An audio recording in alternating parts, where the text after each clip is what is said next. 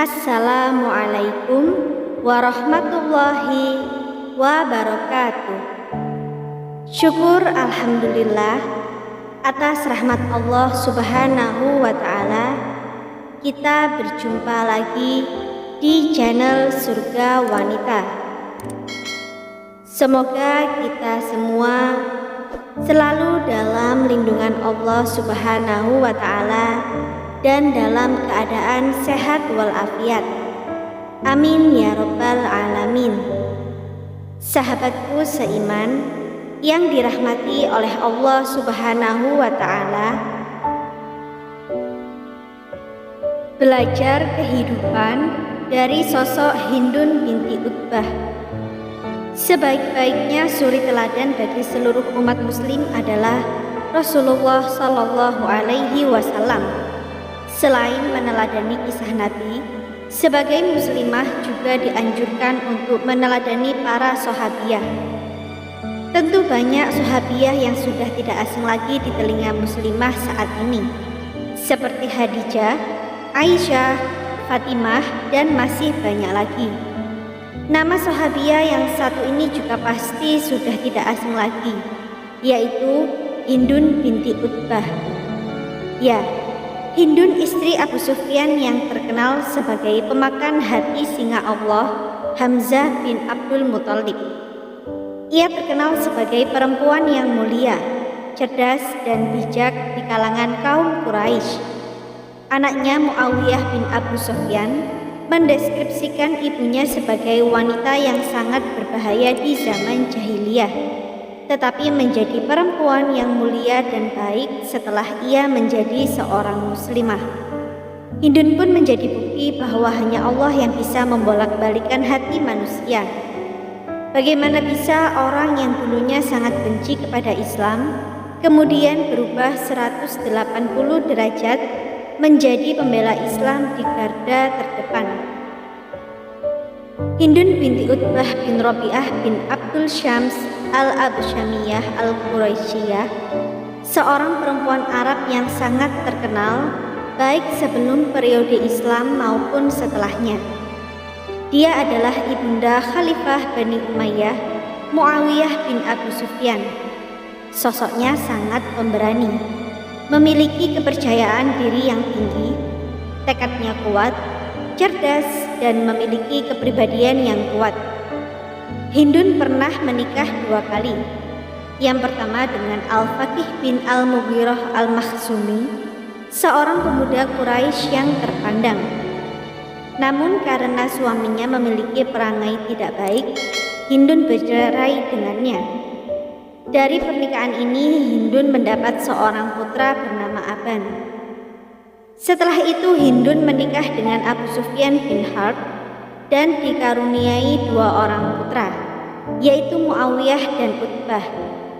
Pada masa inilah Islam mengalami kejayaan di Jazirah Arab.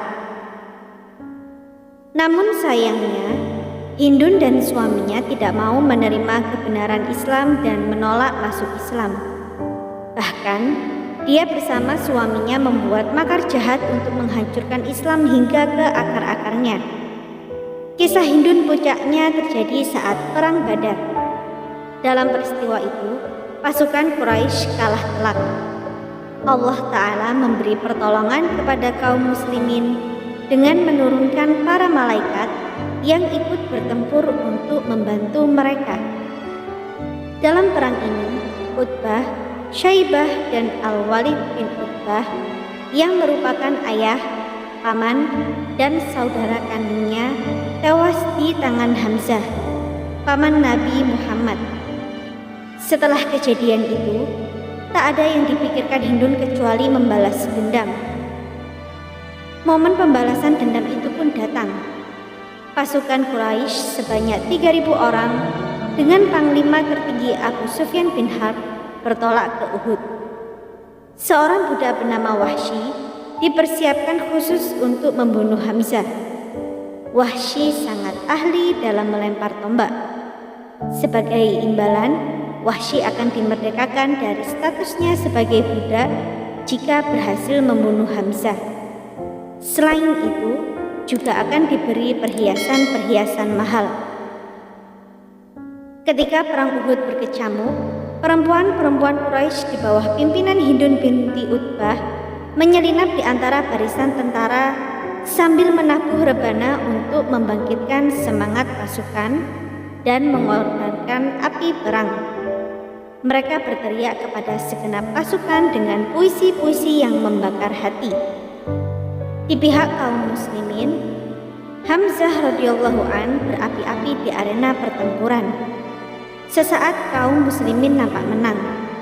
Namun sayang, para pemanah di atas bukit meninggalkan posisi mereka dan turun ke arena pertempuran untuk mengumpulkan harta rampasan yang telah ditinggalkan oleh pasukan musuh yang kalah. Saat pasukan kaum muslimin lengah, tiba-tiba dari arah belakang muncul pasukan berkuda Quraisy menghabisi kaum muslimin. Kaum muslimin kocar-kacir. Hamzah meningkatkan kekuatan dan serangannya terhadap orang-orang musyrik. Namun ternyata Wahsy mengintai Hamzah. Wahsy berlindung di belakang sebatang pohon atau batu untuk menunggu jarak Hamzah semakin dekat dengannya. Wahsy melemparkan tombaknya mengenai perut Hamzah hingga tembus ke belakang. Hamzah telah gugur di medan Uhud. Sadisnya, para perempuan Quraisy termasuk Hindun merusak tubuh-tubuh pasukan muslim yang telah gugur dengan cara yang sangat biadab. Setelah itu, Hindun naik ke puncak batu yang cukup besar lalu berteriak sekeras-kerasnya, "Kami telah membalas kekalahan pada perang Badar. Kecamuk perang kedua lebih dahsyat dari perang pertama. Aku tidak kuasa menahan kepedihan atas kematian Utbah, juga karena kehilangan saudara, paman, dan putra pertama. Pupus sudah kesumatnya menggelora di dalam dada. Wahsy telah melampiaskan rasa sakit di dalam hati." Hindun tetap mempertahankan kesyirikannya selama lebih dari 20 tahun sampai Allah membuka pintu hatinya untuk menerima Islam saat peristiwa pembebasan kota Makkah. Aisyah radhiyallahu an menuturkan, Hindun datang kepada Rasulullah seraya berkata, "Wahai Rasulullah, demi Allah, selama ini tidak ada golongan di dunia ini yang paling aku harapkan agar Allah membinasakannya daripada golonganmu. Tetapi hari ini tidak ada golongan di dunia ini yang paling aku harapkan agar Allah memuliakannya daripada golonganmu." Rasulullah menjawab, "Begitu juga aku. Demi Allah yang jiwaku ada di tangannya." Hadis riwayat Muslim. Kepribadian Hindun binti Utbah sangat jarang dimiliki perempuan lain. Ketika hidayah datang kepadanya, dia langsung dapat memupus noda-noda jahiliyahnya. Hatinya luluh. Dia tampil sebagai sosok sahabat perempuan yang sangat istimewa. Allah Ta'ala membersihkan jiwanya dari kedengkian dan kebencian. Sesaat setelah menyatakan masuk Islam, dia langsung mengambil palu dan menghancurkan berhala yang ada di dalam rumahnya sampai hancur berkeping-keping seraya berkata, "Selama ini kami terpedaya olehmu." Setelah masuk Islam, Hindun berubah menjadi seorang ahli ibadah, rajin sholat malam dan berpuasa. Ia sangat konsisten dengan status barunya sebagai muslimah sampai tiba saatnya membawa kegelapan bagi seluruh bumi ini, yaitu saat Rasulullah wafat. Hindun sangat terpukul karena merasa terlalu lama dirinya memusuhi Rasulullah Shallallahu Alaihi Wasallam dan baru menerima Islam beberapa saat yang lalu. Namun demikian, Hindun tetap mempertahankan keislamannya dengan baik. Setelah Rasulullah wafat, dia tetap menjadi ahli ibadah dan menjaga janji setia yang pernah diucapkannya di hadapan Rasulullah saat baiat di atas bukit Sofa.